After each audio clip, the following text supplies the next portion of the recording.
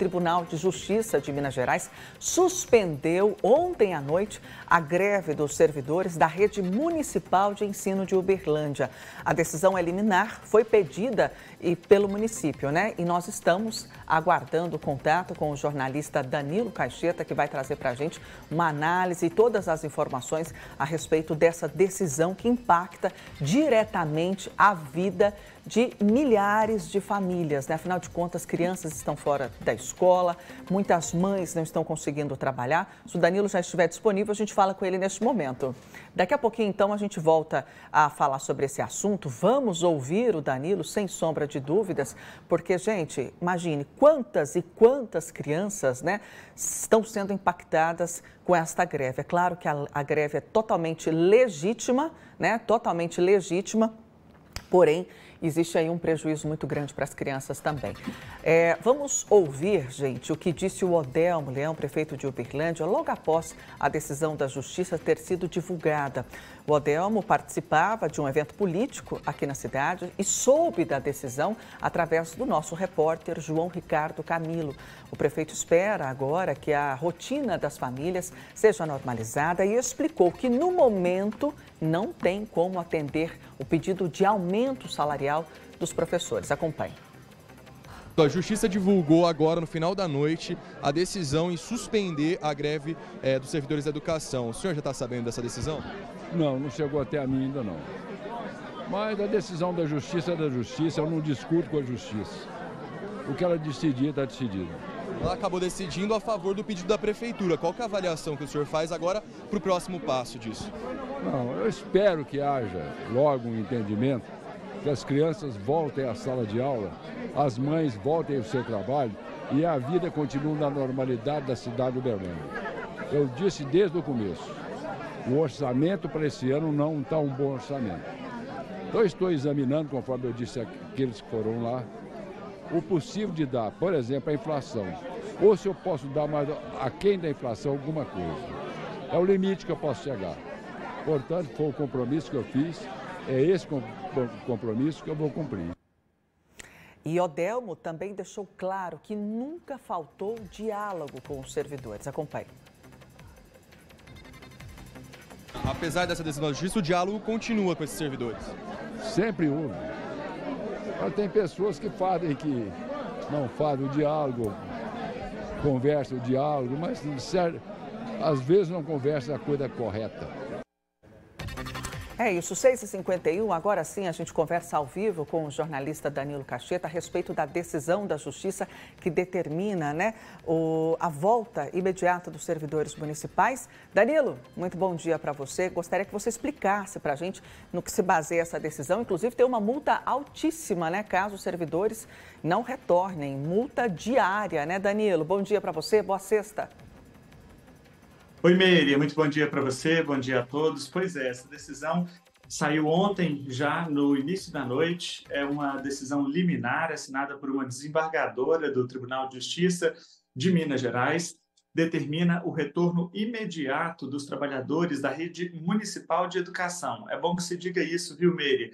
A greve, ela é dos servidores públicos municipais, porém a decisão, ela atinge exclusivamente os servidores da educação de Uberlândia. Inclusive, os réus dessa ação são os dois sindicatos, o Sintrasp, que é o Sindicato dos Trabalhadores do Serviço Público Municipal, e o Sindicato dos Professores de Uberlândia. O que foi o pedido do município? O município alegou à Justiça que essa greve seria ilegal, pois não atendeu aos requisitos estabelecidos por uma lei federal de 1989, que é a Lei de Greve. A Lei de Greve garante o direito à greve, que está estabelecido, inclusive, na Constituição Federal, porém, ela estabelece alguns requisitos, algumas formalidades que os sindicatos, o movimento, as categorias precisam cumprir para fazer tudo certinho. Entre eles, um cronograma. Esse cronograma deve apresentar como que os serviços essenciais continuarão funcionando, pelo menos com o mínimo necessário. Então, não pode parar todo mundo. Tem que haver um mínimo de funcionamento e esse mínimo precisa ser apresentado pelos sindicatos, pela categoria, ao município, no caso. Inclusive, a Justiça pontuou que uma das alegações do município foi um ofício que a Secretaria de Educação enviou lá para o Tribunal de Justiça, apontando a situação da greve aqui em Uberlândia. Veja, das 118 escolas municipais, apenas 5 não entraram no movimento. As outras 62 paralisaram as atividades totalmente. 56 paralisaram parcialmente, comprometendo mais de 40 mil estudantes. Essas informações são as informações que constam nesse processo e foram mencionadas pela desembargadora que deu a liminar em sua decisão de ontem à noite. A multa, como você disse, é de R$200 mil por dia para cada um dos 2 sindicatos, no limite de R$2 milhões, se eles não retomarem o serviço imediatamente. Claro que esse imediatamente não é assim, né, da noite para o dia, porque a Justiça tem algumas formalidades. Então, por exemplo, tem que esperar a publicação, a citação das partes, para a decisão de fato começar a ter algum efeito. Outra situação que foi levantada, Meire, tem a ver com a Assembleia. A lei estabelece que, para se fazer uma greve, tem que ter uma assembleia. E no estatuto do sindicato é necessário que tenha as formalidades dessa assembleia. Quando que tem que convocar a assembleia? Quando que ela tem que ser realizada? Qual o quórum mínimo de deliberação? Porque a greve não é um ato unilateral. A greve não pode partir da vontade de uma pessoa ou de um grupo de pessoas. Ela tem que partir da vontade da maioria daquela categoria. E isso precisa ser feito através de uma assembleia. A assembleia convoca todos, participam aqueles que querem e tem que ter um quórum mínimo. Olha, nós precisamos de X% de aprovação para poder a greve começar a valer.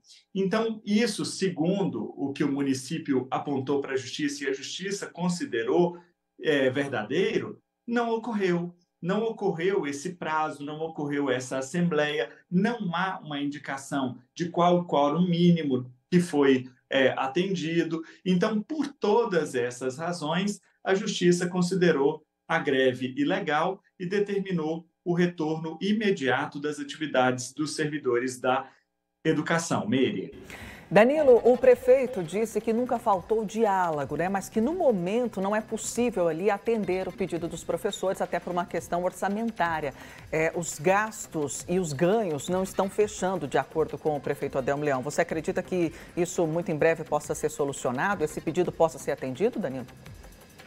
Então, Meire, a indicação de ontem, né, isso que a gente acabou de assistir, que o prefeito disse, ele deu essa declaração logo depois que a liminar foi publicada, tanto que ele ainda nem havia recebido o documento em mãos, mas a questão é, o sindicato está pedindo uma recomposição histórica de perdas anteriores de 37,5%. De fato, é uma cifra muito alta, mas isso também faz parte da negociação, né? O sindicato ele sempre vai pedir uma cifra maior, um valor maior, para poder chegar a um acordo e efetivar o necessário. O que é o grande problema? O problema é que o prefeito disse que só está conseguindo dar inflação. A inflação é 3,62%. Só que a inflação é muito pequena diante da necessidade dos servidores. Por exemplo, o salário mínimo, que soma a inflação mais o ganho real, ele aumentou mais de 6%. Então, como que o servidor agora aqui vai ganhar só os 3,62%?